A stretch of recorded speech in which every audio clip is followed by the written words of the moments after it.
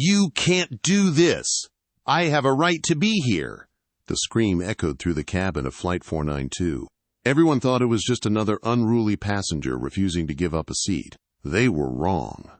The man in seat 3A wasn't unruly. He was calm. Terrifyingly calm.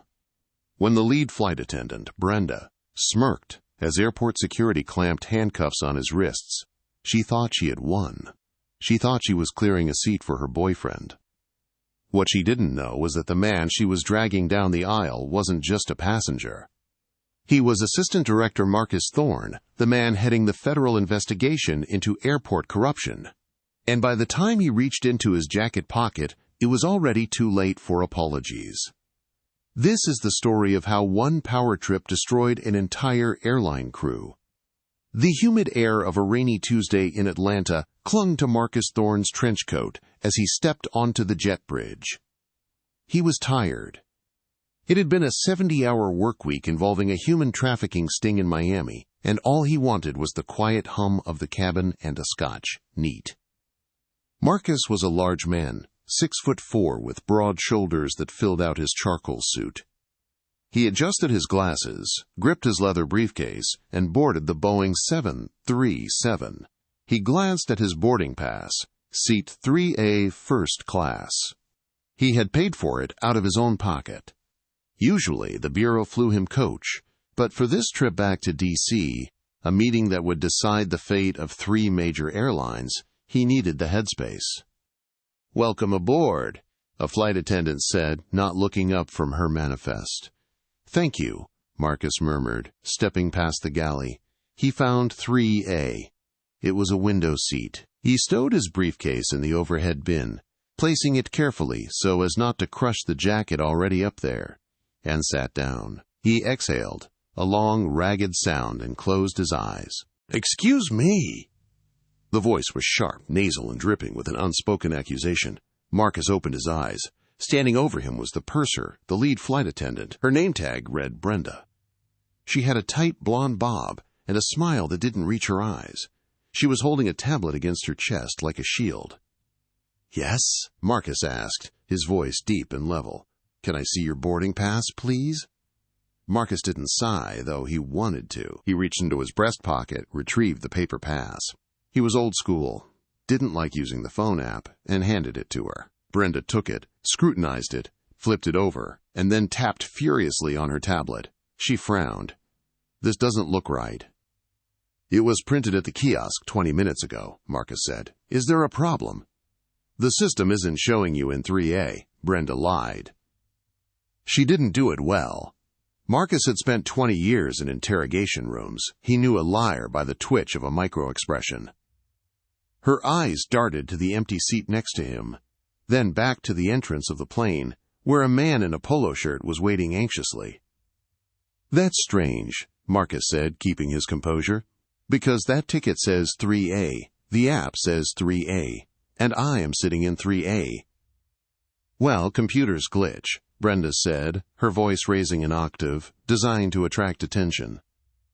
"I have a priority global services member, Mr. Lofty, who is actually assigned to this seat. I'm going to need you to grab your bag and head back to row 24. Seat 24B is open." 24B, middle seat, economy. Marcus looked at the man waiting at the front, Mr. Lowdy. He looked familiar, but not from a government database. He looked like a guy Marcus had seen Brenda laughing with at the coffee shop near the gate. A boyfriend? A brother? "Ma'am," Marcus said, leaning forward slightly, "I paid full fare for this seat. I am not moving to row 24. If there is a double booking, that is the airline's error, and usually, you ask for volunteers, you don't demote a seated passenger." "I am not asking," Brenda snapped. The pre-boarding music seemed to drop in volume as the surrounding passengers went quiet. A businessman across the aisle, a Mr. Henderson, lowered his newspaper. "Sir," Brenda said, loud enough for the whole cabin to hear, "you are disrupting the boarding process. I need you to move. Now." "I am not disrupting anything," Marcus said, his hands resting calmly on his knees. "I am sitting in the seat I paid for. If you continue to harass me, I will file a formal complaint with the FAA and your corporate office." Brenda's face went red. She wasn't used to people pushing back with vocabulary. She was used to people getting loud so she could play the victim. "Are you threatening me?" "I am informing you of my rights as a consumer," Marcus replied. Brenda straightened up, smoothing her skirt. "Okay, have it your way. I'm getting the captain." She spun on her heel and marched into the cockpit. Mr. Henderson, the man across the aisle, leaned over. "Hey, buddy, she's been in a mood since the gate. I heard her on the phone saying she promised someone an upgrade. Stick to your guns." "I intend to," Marcus said, but his stomach tightened. He knew how the world worked. He knew optics. A large black man in a suit arguing with a blonde flight attendant? The narrative was already being written against him. 3 minutes later, the cockpit door opened. Captain Vance stepped out. He was a weary-looking man in his 50s who clearly just wanted to get in the air. He didn't look at the tablet. He looked at Brenda, who was whispering urgently into his ear, pointing a manicured finger at Marcus. Vance sighed and walked over to 3A. "Sir," Vance said, "my flight attendant tells me you're refusing a crew instruction." "I'm refusing an unlawful demotion of service," Marcus corrected him. "I have a valid ticket. She is trying to give my seat to that man standing by the galley." Vance glanced at Mr. Loudy, then back to Marcus. He didn't care who was right. He cared about the schedule. "Look, pal, the manifest is the law up here. Brenda says you aren't in the system for this seat. We can sort out the refund on the ground in D.C., but right now, I need you in 24B, or I need you off my plane." "Captain," Marcus said, his voice dropping lower, turning steel-hard, "I strongly suggest you check the manifest yourself. I am not moving." "I don't have time for this," Vance said, checking his watch. "Brenda, call gate security. Tell them we have a non-compliant passenger who is becoming aggressive." "Aggressive?" Marcus raised an eyebrow. He hadn't moved a muscle. He hadn't raised his voice. "I feel threatened," Brenda chirped up, stepping behind the captain. He made a fist. "I am holding my glasses," Marcus said, lifting his hand to show the frames. "Call them," Vance ordered, retreating to the safety of the cockpit. The cabin was buzzing now. Phones were coming out. The younger generation in row 4 was already recording. Marcus knew this was about to get ugly, but he had a mission in D.C. He couldn't just get off and take a later flight. The hearing was at 8 a.m. sharp the next morning. If he missed it, the corruption case against the airline cartel would fall apart. He had to stay on this plane. 10 minutes passed. The air conditioning wasn't on yet, and the cabin was stifling. Then, heavy boots thudded down the jet bridge. 2 men entered. They weren't real police. They were airport authority security, rent-a-cops, with badges too big for their chests and tasers on their hips. The leader was a stocky man with a buzz cut and a nameplate that read Kowalski. He chewed gum with an open mouth. "Where's the problem?" Kowalski asked, hooking his thumbs into his belt. Brenda pointed a shaking finger at Marcus. "Him! He's trespassing!" "He refused the captain's order. He threatened to hit me." Kowalski grinned. He loved this part. He walked down the aisle, puffing out his chest. He stopped at row 3. "All right, sunshine," Kowalski said. "Party's over. Grab your crap. You're taking a walk." Marcus looked up at Kowalski. He analyzed the threat instantly. Kowalski was right-handed, overweight, center of gravity too high. But Marcus wasn't going to fight him. Not physically. "Officer," Marcus said, "I want you to listen to me very carefully. I am a federal officer. I am traveling on sensitive government business. If you put your hands on me, you will be violating Title 18 of the United States Code. I am asking you to de-escalate and check my credentials." Kowalski laughed. A short, barking sound. "Federal officer? Yeah, and I'm the Pope. I don't see a badge. I see a guy holding up a plane." "My credentials are in my jacket pocket," Marcus said, moving his hand slowly toward the inside of his suit. "Don't move!" Kowalski screamed, his hand dropping to his taser. "He's reaching for something!" "He's got a weapon!" Brenda shrieked from the galley, adding fuel to the fire. "I am reaching for my ID," Marcus said, freezing. "I don't care what you're reaching for." "Hands up! Get up! Now!" "This is a mistake," Mr. Henderson from across the aisle shouted. "He hasn't done anything. Let him show you his ID." "Shut up or you're next," Kowalski yelled at Henderson. He turned back to Marcus. "Last chance. Walk or drag." Marcus looked into Kowalski's eyes. He saw no reason, only adrenaline and bias. "I am not walking," Marcus said softly, "because I have done nothing wrong." Kowalski motioned to his partner. "Grab him." The partner, a younger, nervous guy named Miller, hesitated. "Doug, maybe we should check." I said, "Grab him." Kowalski lunged. He grabbed Marcus by the lapels of his expensive Italian suit. Marcus didn't strike back. He knew better. If he fought, he became the aggressor in the eyes of the law. He went limp, a technique known as passive resistance. Kowalski grunted, yanking Marcus out of the seat. Marcus's knee hit the armrest hard. A collective gasp went through the plane. "Stop it! You're hurting him!" a woman in row 5 screamed. Kowalski didn't stop. He twisted Marcus's arm behind his back, leveraging the joint painfully. "Stop resisting! Stop resisting!" he shouted for the cameras, even though Marcus wasn't resisting. They dragged him into the aisle. Marcus's glasses fell off, skittering across the floor and being crushed under Kowalski's boot. "Get the cuffs!" Kowalski yelled. The cold metal bit into Marcus's wrists. They hauled him upright, shoving him toward the door. Brenda stood there, arms crossed, a victorious smirk plastered on her face.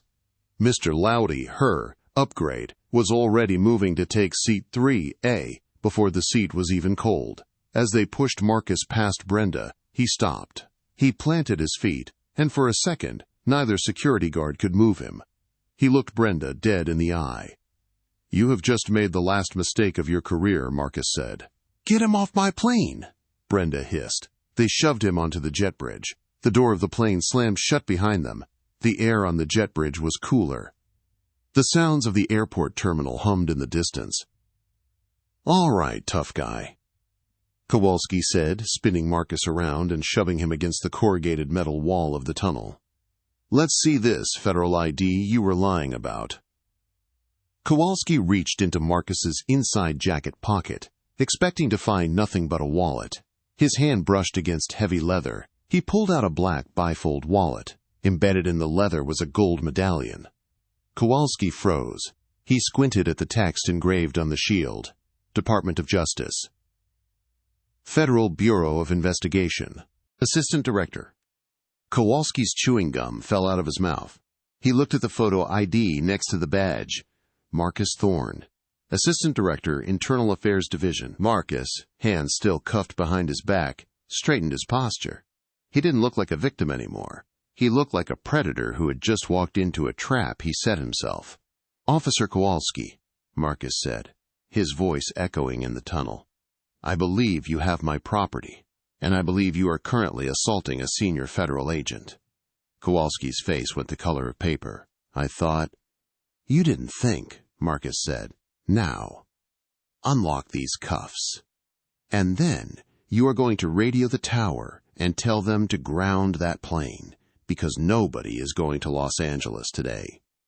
The silence in the jet bridge was heavier than the humid Georgia air. Kowalski stared at the gold badge, his brain misfiring as it tried to reconcile the unruly passenger narrative he had built with the federal assistant director reality, staring him in the face. "I didn't know," Kowalski stammered. The gum he had dropped was stuck to the toe of his boot. "You didn't say you were FBI." "I told you I was a federal officer," Marcus said, his voice dropping to a terrifyingly low register. "I told you I had credentials. You chose to listen to a flight attendant instead of following protocol." Marcus turned slightly, wincing as a sharp pain shot through his shoulder where they had twisted it. "Now, uncuff me, before I add kidnapping to the list of charges." Kowalski fumbled for his keys. His hands were shaking so badly he dropped them once. The metal clattered loudly on the concrete floor. His partner, Miller, looked like he was about to vomit. Miller scrambled to pick up the keys, jamming them into the lock on Marcus's wrists. Click! The cuffs fell away. Marcus rubbed his wrists. Deep, red welts were already forming against his dark skin. He didn't rub them for comfort. He rubbed them to assess the damage for the report. He bent down, picked up his crushed glasses, and inspected the shattered lenses. $400, Marcus murmured, and I liked these frames. He looked up at the two security guards. They were shrinking against the wall. Radio, Marcus commanded. He held out his hand. Sir, Kowalski asked, sweat beading on his upper lip. Give me your radio. Now. Kowalski unclipped the Motorola from his belt and handed it over. Marcus depressed the transmit button. He knew the frequencies. He didn't call security dispatch. He switched the channel to the emergency frequency used by the Airport Operations Tower. Control, this is Federal Agent Marcus Thorne, badge number 4922 Alpha. I have a code red security breach at Gate B12. I'm declaring Flight 492 a crime scene. Do not, I repeat, do not allow that aircraft to depart. Over. The radio crackled. A confused voice came back. Say again, Agent Thorne. Did you say a crime scene? Affirmative. Ground the plane. If that aircraft pushes back 1 inch, I will have the FAA revoke the license of every controller in that tower. Send the Chief of Airport Police and the FBI field liaison to the gate immediately. Marcus tossed the radio back to Kowalski. You two stay here. You're going to be witnesses. Witnesses? Miller squeaked. For what? For the obstruction of justice charge I'm about to file against that flight crew, Marcus said. He pulled his cell phone from his pocket. The screen was cracked, but it worked. He dialed a number he knew by heart. Yeah, it's Thorne, Marcus said into the phone. I need a team at Hartsfield-Jackson. Now. And get me the regional director on the line. Someone just assaulted the wrong federal agent. Meanwhile, inside Flight 492, the atmosphere was deceptively calm. The door was closed. The air conditioning finally kicked in, blasting cool air over the sweating passengers.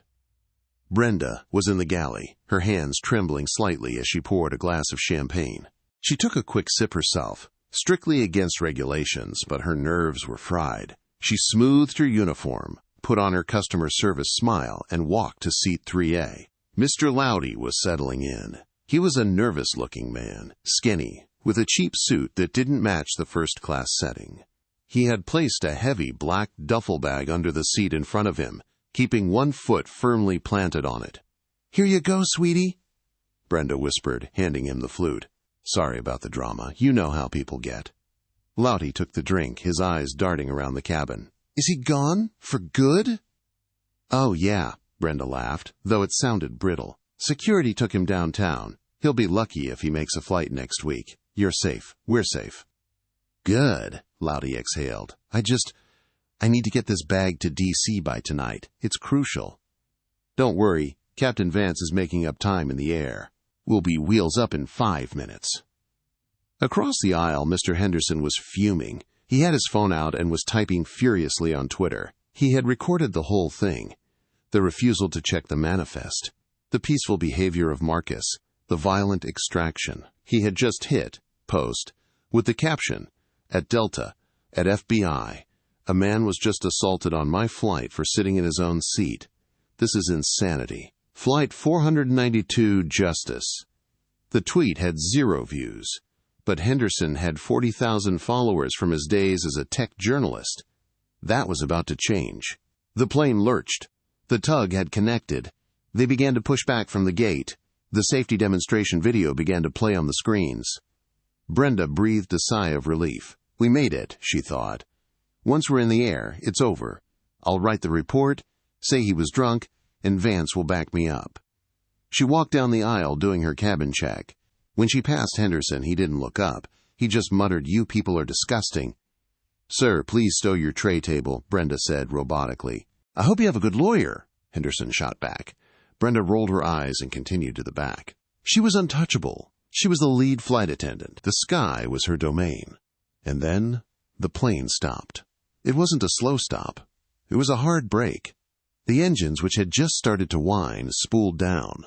The plane shuddered. "Ladies and gentlemen," Captain Vance's voice came over the intercom. He sounded confused, maybe even scared.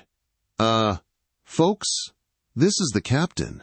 Tower has just ordered us to Hold our position. We're not sure why. We've been ordered to return to the gate immediately."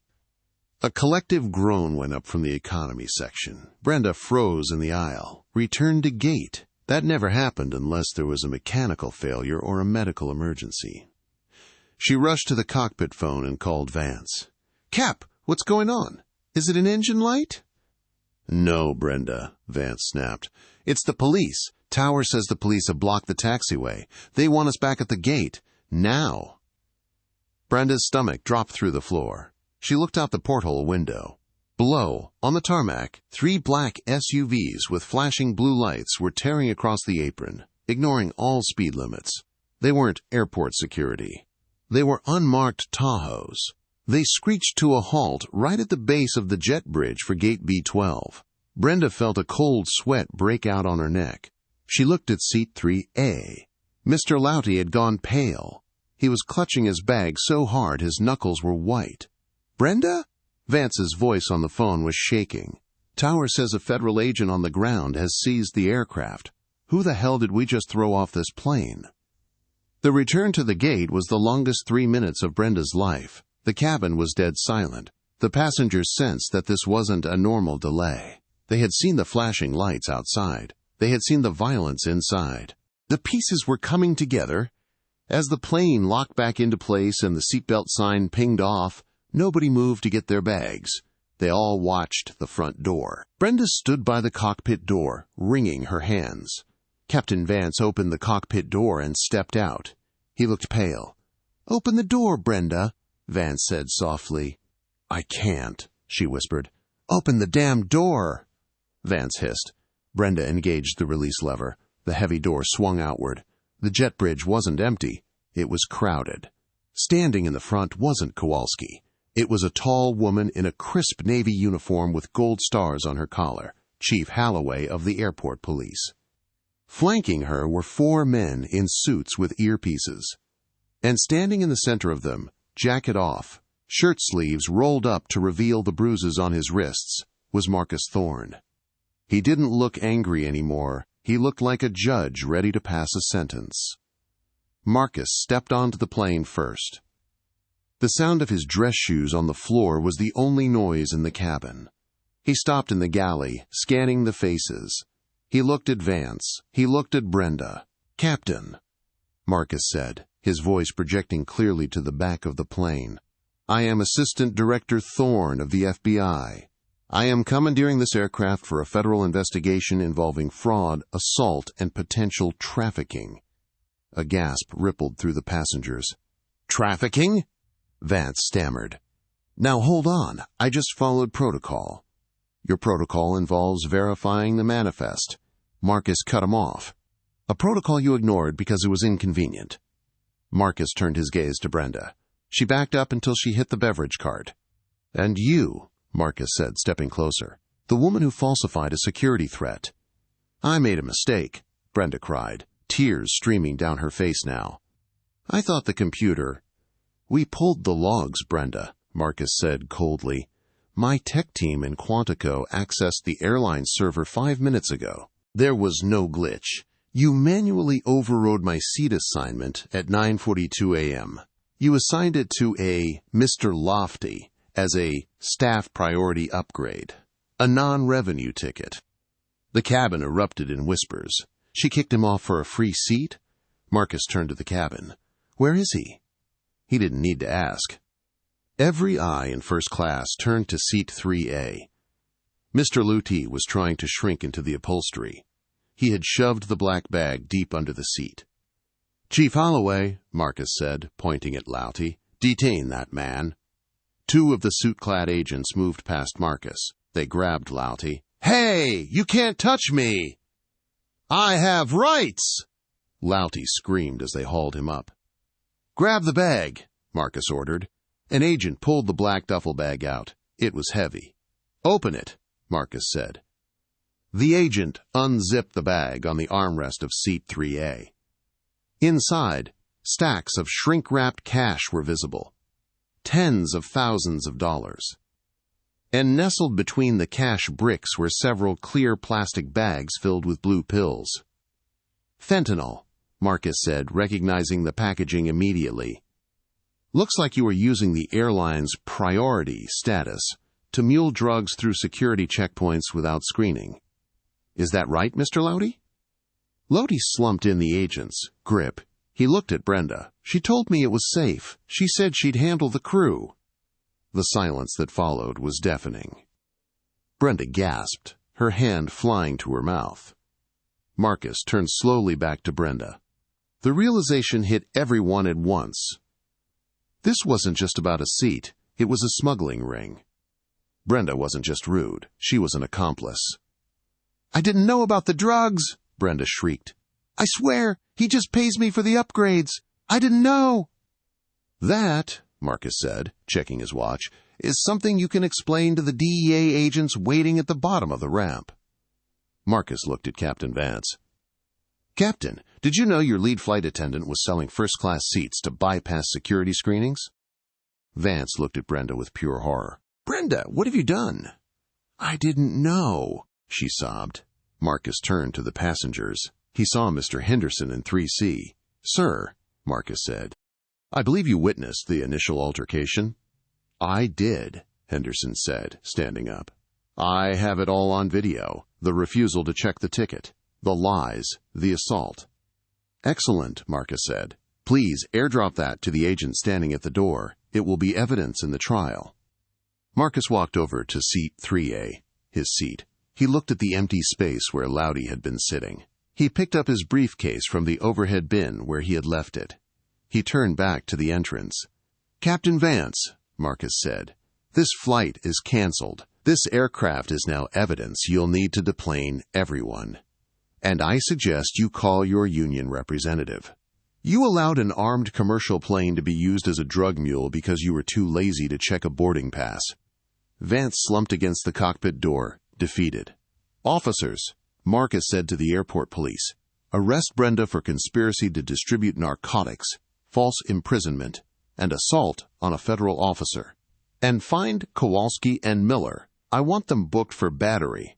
As the police handcuffed Brenda, real handcuffs this time, not the plastic zip ties, she looked at Marcus. Her arrogance was gone. She looked small. "Please," she whispered, "I have a daughter." Marcus paused. His expression softened for a fraction of a second, but then the memory of the handcuffs biting into his own wrists returned. "You should have thought about her before you framed an innocent man," Marcus said. "Take her away." As they dragged Brenda off the plane, screaming and crying, a slow applause started from the back of the plane. It grew louder. Mr. Henderson started clapping, then the woman in row 5. Soon, the entire cabin was cheering, not for the delay, but for the justice. Marcus didn't smile. He simply nodded to the passengers, adjusted his suit jacket over his aching shoulder, and walked off the plane. But the story wasn't over. The drugs were just the tip of the iceberg. Marcus had found the thread, and he was about to pull the whole sweater apart. The interrogation room at the FBI Atlanta field office was designed to make people feel small. The walls were soundproofed gray foam, the table was bolted to the floor, and the air was kept at a shivering 60 degrees.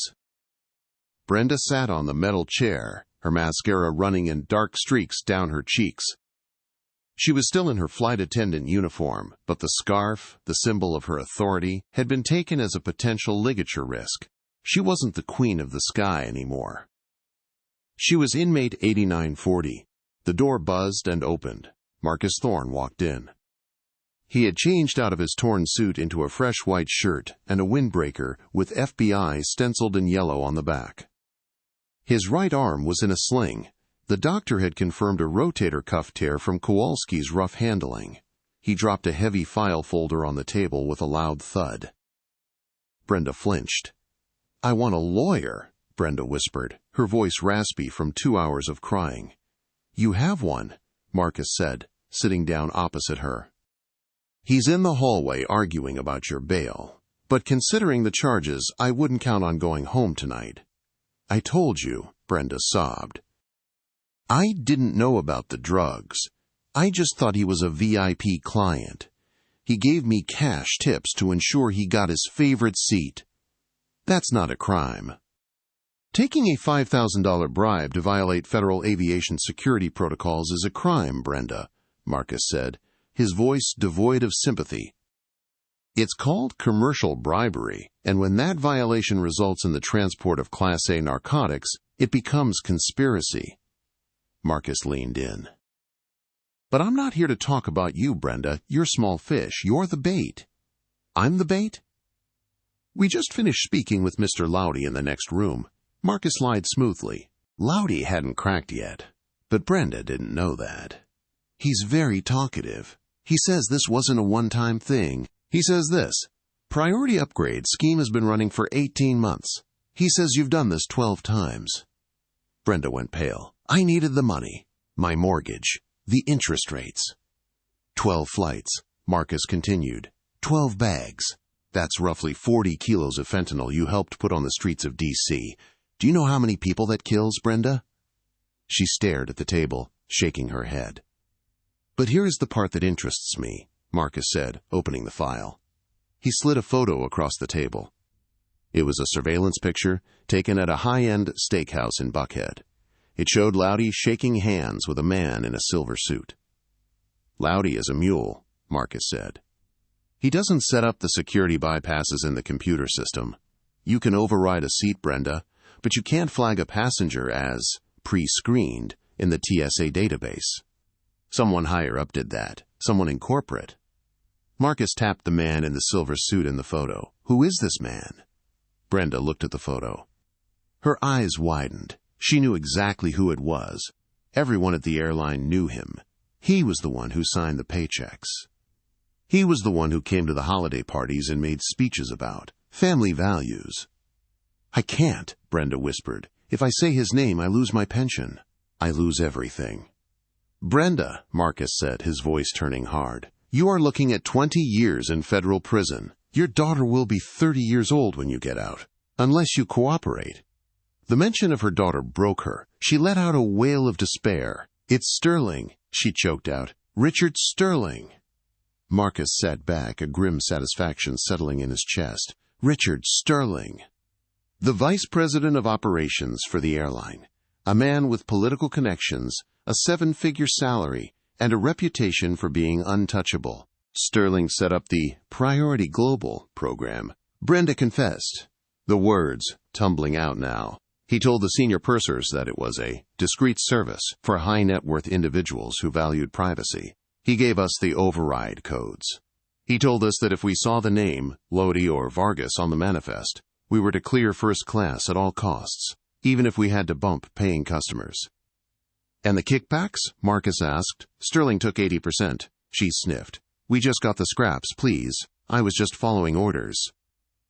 That excuse didn't work at Nuremberg, and it won't work here. Marcus stood up. He tapped on the glass mirror. 2 agents entered. Process her, Marcus said. Then get a warrant. We're going to corporate. As he walked out, he heard Brenda asking again about her daughter. Marcus didn't look back. He had a bigger predator to hunt. The headquarters of Horizon Air was a glass monolith in downtown Atlanta. It screamed wealth. The lobby had a waterfall. The elevators were lined with gold leaf. On the 40th floor, Richard Sterling was standing by the window, looking down at the city. He was a handsome man in his late 50s, tanned, with silver hair and a suit that cost more than Marcus's car. He was sipping sparkling water and listening to his crisis management PR team on speakerphone. The video is trending, Richard, the PR representative said, her voice tinny. The hashtag Boycott Horizon is #1 on Twitter, the video of the old black man being dragged off. He's not old, he's 45, Sterling snapped. And he was aggressive, stick to the narrative. He was non-compliant. The security guards felt threatened. Richard, the news is reporting he's FBI, the PR representative said nervously, and that the plane was seized. We can't spin this as an unruly passenger anymore. We need to issue an apology. No apologies! Sterling slammed his fist on the mahogany desk. If we apologize, we admit liability. We stand by our crew. Brenda is a veteran employee. We say she followed protocol. We say this Agent Thorne abused his power. We muddy the waters, paint him as the aggressor. Sir, his assistant interrupted from the doorway. She looked terrified. "There are people here to see you." "I told you, no press," Sterling shouted. "It's not the press, Richard." The voice came from the hallway, deep, resonant. Sterling turned around. Marcus Thorne stood in the doorway of the executive suite. He was flanked by 6 FBI agents in full tactical gear, rifles slung across their chests. Behind them were 2 local police officers. Marcus walked into the office, his sling clearly visible against his windbreaker. He looked out of place among the modern art and Persian rugs, a jagged edge of reality in a soft room. "You must be the famous Agent Thorne," Sterling said, recovering his composure instantly. He smiled, a shark showing its teeth. "I was just drafting a complaint to your director about your behavior on my aircraft today." "Save the ink, Richard," Marcus said, walking over to the desk. He didn't offer a handshake. "You're going to need it for your statement." "Excuse me," Sterling laughed, a condescending chuckle. "You can't just barge in here. Do you know who I am? I had dinner with the governor last night." "I know exactly who you are," Marcus said. "You're the architect of the Priority Global Services Program, a clever name for a narcotics distribution ring." Sterling's smile didn't falter, but his eyes went cold. "That is a slanderous accusation. I hope you have proof, or I will sue the Bureau for every penny it has." "We have the mule, Lofty," Marcus said, counting off on his fingers. "We have the seized product, 50 kilos of fentanyl, found on 3 other planes we grounded in the last hour, based on your flight manifests. We have the financial records linking your shell companies in the Caymans to the deposits made by the cartel." Marcus took a step closer, invading Sterling's personal space. "And we have Brenda?" Sterling blinked. That was the tell, the micro-expression of fear. "Brenda," Sterling scoffed, "a confused flight attendant. Whatever she said, she's lying to save her own skin." "She gave us the override codes, Richard," Marcus said softly. "The codes that only trace back to one terminal, yours." Marcus reached into his pocket and pulled out a folded piece of paper. It wasn't a boarding pass this time. "Richard Sterling," Marcus announced, his voice booming through the office. "You are under arrest for racketeering, conspiracy to distribute a controlled substance, and money laundering." "This is insane!" Sterling shouted, backing away as the tactical agents moved in. "You can't touch me. I run this airline. I am a pillar of this community." "You're a drug dealer in a nice suit," Marcus said. "Cuff him." "No, don't touch me," Sterling flailed as the agents grabbed his arms. He kicked out, knocking over a vase of fresh lilies. "Call my lawyer. Call the governor." They spun him around. The sound of handcuffs clicking was louder in the quiet office than it had been on the plane. "You're making a mistake," Sterling spat, his face pressed against his own desk. "Do you know how much money I generate for this city?" "I don't care," Marcus said. He leaned down, bringing his face close to Sterling's ear. "And by the way, next time you order a crew to drag a man off a plane, make sure you check his ID first." The agents hauled Sterling up. He looked disheveled, his hair messed up, his dignity stripped away. As they marched him out of the office, the entire floor of employees stopped working.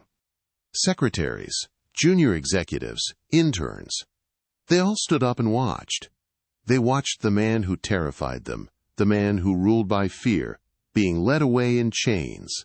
Marcus stayed behind for a moment. He looked at the view from the window. The sun was setting over Atlanta. Down at the airport, miles away, planes were taking off and landing. Thousands of people going home. Safe, unaware of how close the danger had been. His phone buzzed. It was Henderson, the passenger. Text from Henderson. "Video just hit 2 million views on YouTube. CNN is asking for an interview. I told them to talk to the hero. Good job, agent." Marcus smiled tiredly. He didn't feel like a hero. He felt like a man who needed a drink and a new pair of glasses. He turned to the assistant who was trembling behind her desk. "Ma'am," Marcus asked gently. "Why, yes, agent?" "Does Mr. Sterling have any scotch in here?" "My shoulder is killing me." The assistant pointed to a crystal decanter on the side table. It's a 30-year single malt." Marcus walked over, poured himself a glass and took a sip. It burned, then soothed. Confiscated as evidence, he muttered to himself. He downed the drink, adjusted his sling, and walked out to face the media storm waiting in the lobby. 6 months had passed since the incident on the tarmac in Atlanta, but for Marcus Thorne, the memory was often as sharp as the ache that still throbbed in his right shoulder whenever it rained. The setting had shifted from the humid, jet fuel-scented air of Hartsfield-Jackson to the sterile, mahogany-paneled solemnity of the United States District Court in Washington, D.C. outside. The autumn leaves were turning a brilliant gold, but inside courtroom 4B, the atmosphere was gray and heavy with anticipation.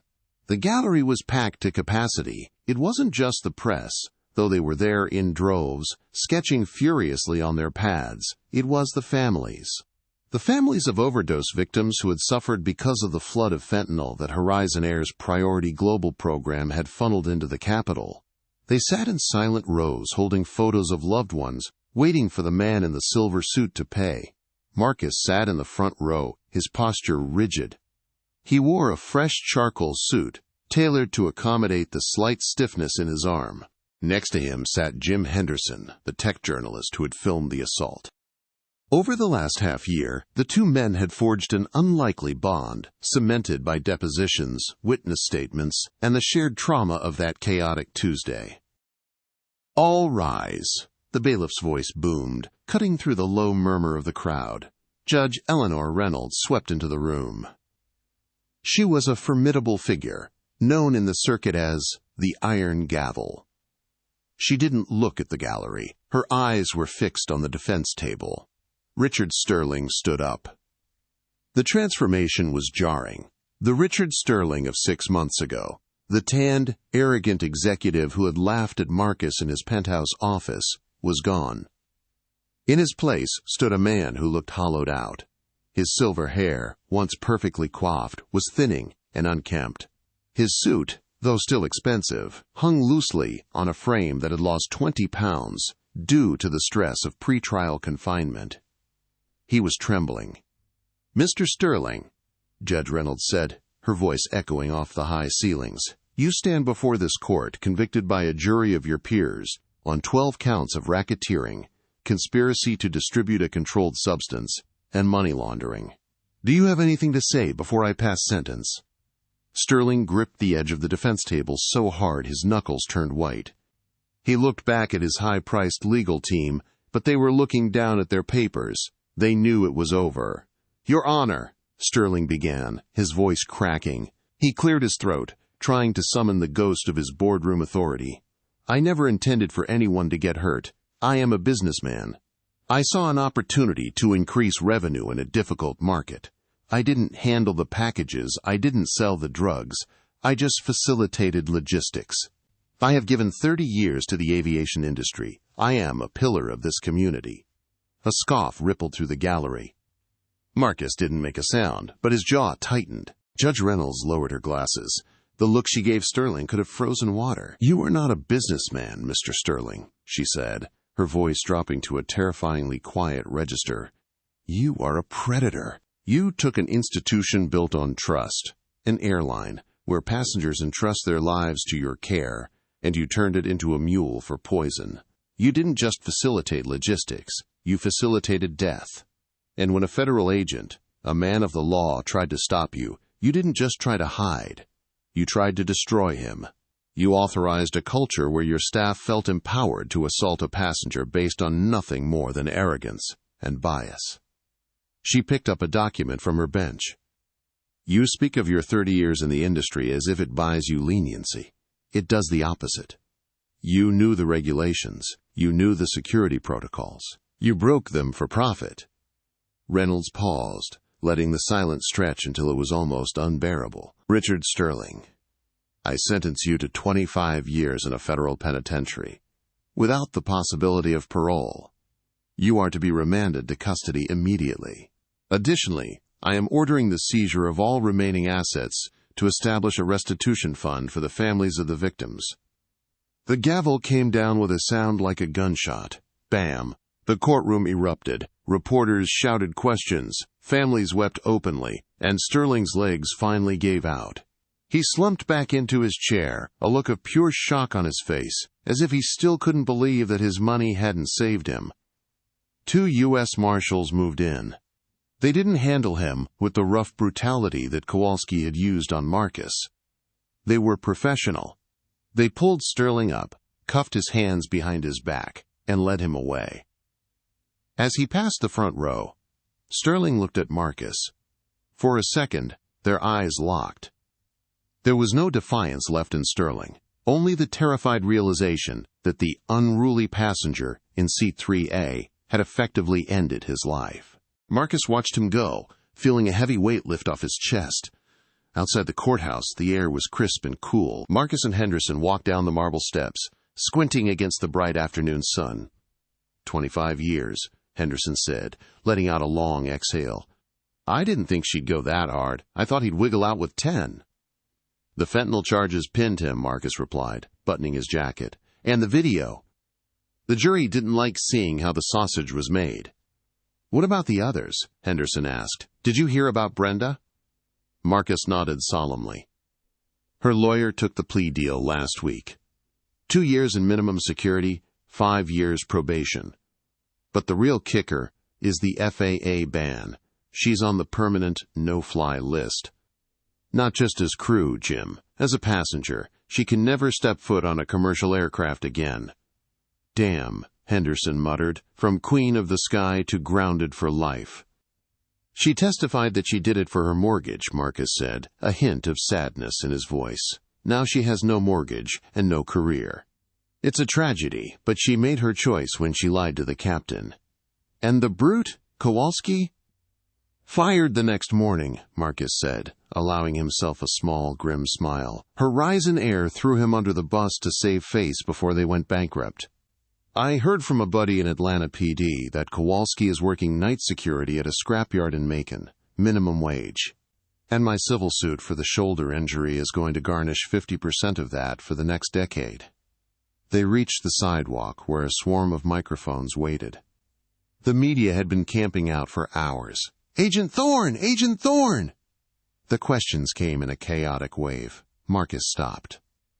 He usually avoided the spotlight, preferring the shadows of investigation, but he knew this moment required a statement. He stepped up to the podium of microphones. Agent Thorne, do you feel vindicated? A reporter from CNN asked. You feel this restores faith in the system? Marcus looked at the cameras. He thought about the humiliation of being dragged down the aisle, the feeling of the cuffs, the racism masked as protocol. Justice isn't about vindication, Marcus said, his voice steady and projecting clearly. Justice is about accountability. 6 months ago, I was judged not by my badge, but by my appearance. I was treated as a threat because I demanded the respect I had paid for. Today proves that the law comes for everyone. It doesn't matter if you're a security guard with a taser or a CEO in a penthouse suite. If you think you are above the dignity of others, the fall is going to be hard. He paused, looking directly into the lens. And to the airline industry, let this be a notice. Treat your passengers with humanity. You never know who is sitting in seat 3A. He stepped back, signaling the end of the interview. 2 hours later, Marcus stood in the terminal at Reagan National Airport. He was flying back to Atlanta. It was the first time he had flown since the incident. His heart rate spiked slightly as he approached the gate agent, a physiological reaction, a ghost of the trauma. He handed over his boarding pass. The agent, a young woman with a bright smile, scanned it. Beep! A green light flashed. Welcome back, Mr. Thorne, she said warmly. We have you in seat 1A today. Thank you for your service, and for everything you did. Marcus blinked, surprised by the recognition. Thank you, he said softly. He walked down the jet bridge. The tunnel felt different this time. It wasn't a pathway to a cell. It was just a bridge. He stepped onto the plane. It was a brand-new Airbus, part of the fleet of the company that had bought out the bankrupt remains of Horizon Air. The cabin smelled of fresh leather and coffee. He found seat 1A. It was spacious, clean, and welcoming. As he stowed his briefcase in the overhead bin, carefully, favoring his shoulder, he noticed the other passengers. They were looking at him, but it wasn't with suspicion. A businessman in row 2 gave him a respectful nod. A woman across the aisle smiled. They knew who he was. Marcus sat down and buckled his seatbelt. He looked out the window as the ground crew prepared for pushback. The sun was setting, painting the sky in brilliant hues of violet and burnt orange. "Excuse me, Mr. Thorne." Marcus flinched slightly, turning toward the aisle. A flight attendant stood there. He was young, with a kind, open face. He held a crystal glass of amber liquid. "Captain Miller wanted me to bring this to you," the flight attendant whispered. "It's a 30-year single malt. He said it's on the house. And he said nobody is going to ask you to move today." Marcus looked at the drink, then up at the young man. The tension in his chest, a knot that had been tight for 6 months, finally unraveled. He took the glass. "Tell the captain I appreciate it." "Comfortable, sir?" "Yes," Marcus said, leaning back into the soft leather, feeling the hum of the engines vibrating through the floor. "I believe I am." The plane pushed back. As they taxied to the runway, Marcus took a sip of the scotch. It burned pleasantly, warming him against the memory of the cold interrogation room. He watched the lights of Washington, D.C. slide by, the monuments to law and justice glowing in the distance. He closed his eyes as the engines roared, pressing him back into his seat. The wheels left the ground. He was airborne. He was safe. And for the first time in a long time, Marcus Thorne was just a passenger, flying home in peace. And that is how Assistant Director Marcus Thorne turned a moment of humiliation into a massive victory for justice. It cost Sterling his empire, Brenda her freedom, and Kowalski his career. It serves as a brutal reminder: humility costs nothing, but arrogance can cost you everything.